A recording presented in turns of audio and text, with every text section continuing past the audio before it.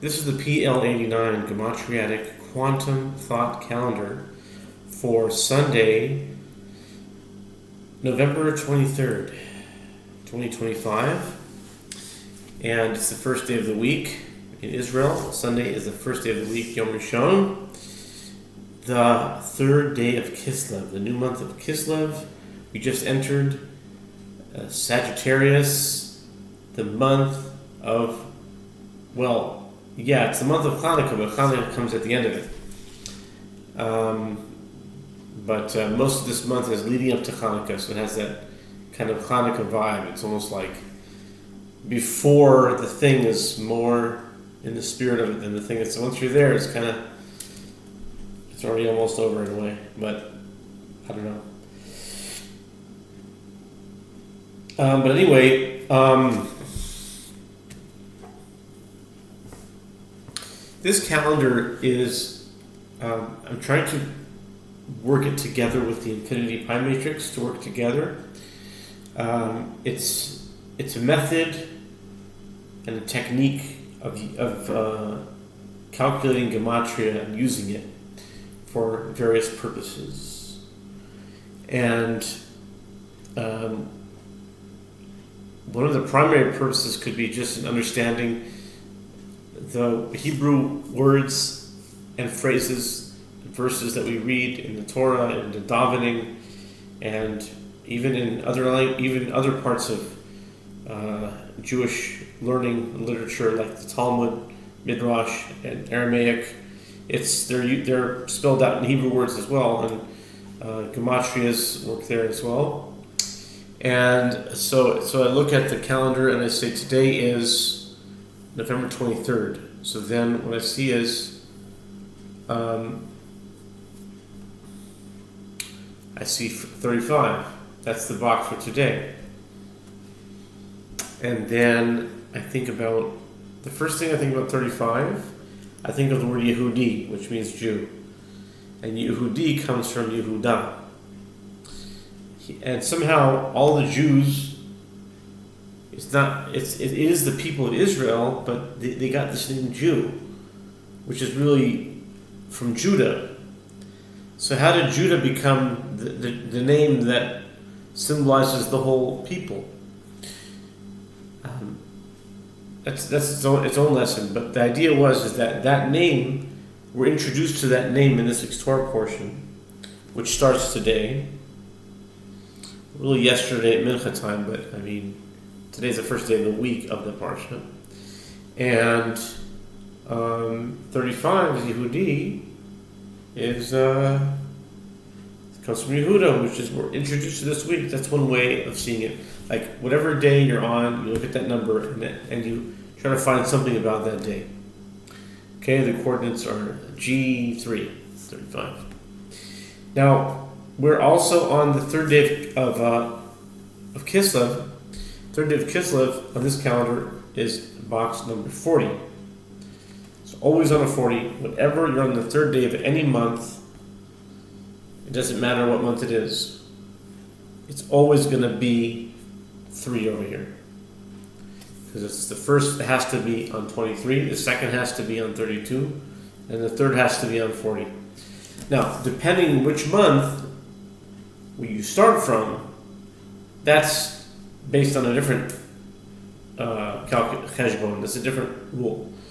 But any single month, any time you get to number 40, you're always going to be on the third of some month. And anytime you get to 35, you're always going to be on the 23rd of some month.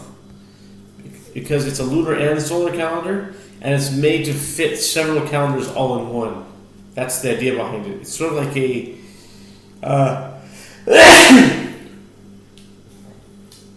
not a sneeze. Excuse me.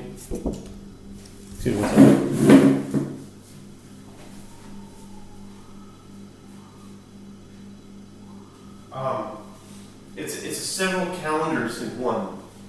And back in September, I was including the Islamic calendar. I was counting every day. It was Rabi Alawal.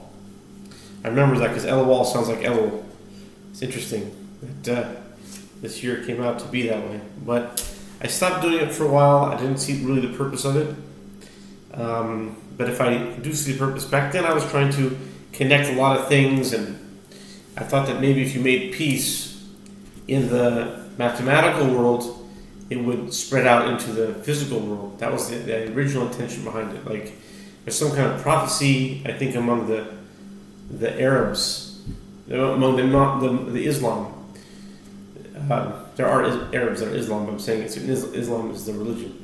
There was a prophecy in Islam that when the Jews and the Christians make peace, then the Islam will have to submit to both of them. I heard that. That it's within Islam, that's the thing. I don't know if anyone knows that, but I heard that. So I thought that was sort of like my intention, that you blend them all together on the thought level, then it goes forward. So maybe I'll start doing it again, but I kind of like stopped doing that. But anyway, the point is that it's mainly a Jewish calendar and a Gregorian calendar, and a Julian calendar as well. A Julian calendar is 13 days behind this calendar. So today is November 23rd. So on the Julian calendar, it's a minus 13, November 10th. November 10th. Yeah? Yeah, I guess so. It must be, but it's kind of interesting. November 23rd would have to be, one moment here. Yeah, it's minus 13. It'd have to be November 10th. November 10th was a Monday. Yeah. November 17th, Monday. November 24th, Monday. Yeah. So yeah, today is November 10th on the Julian calendar. But I'm remembering that day and remembering all the days after that. And I don't know why exactly I started that, other than there's an idea, well, it's not an idea, it's actually happened, that back in 1582, when the calendar that we have now, the Gregorian calendar that was instituted by Pope Gregory the 13th, when it was implemented, it was meant to correct a drift that had been happening from the Julian calendar and the calculation of it. It's losing minutes or something, losing hours or days or something. The point is that there were 11 days that it came out that the Gregorian was ahead to correct this thing. And when they implemented it, they said, okay, let's just say it was October 10th, and they made it, on that day they made it October 21st, or whatever it was, but it was like 11-day difference, something like that. And on that day, they switched the date so that 11 days of history basically vanished. What happened to those 11 days? I mean, obviously, there's a certain amount of time that happened since then, and there was a certain amount of sunrises and sunsets, but because of that change, there was a numerical discrepancy, I think. Just a thought that I don't know exactly all the details behind it, but it just seems to be that would be the case. Like that 11 days that vanished from history, how do you account for them? Some might say, who cares? Why do you have to account for them? You know, if you were looking on the Hebrew calendar, there was no such thing. Never happened. So who cares? Start a new calendar. Who cares what's But for some reason, that point bothers me. I don't know why it does, but the Julian calendar, by keeping it in balance, you would correct that problem, because you would have 11 days that you account for. Those 11 days would be the lag.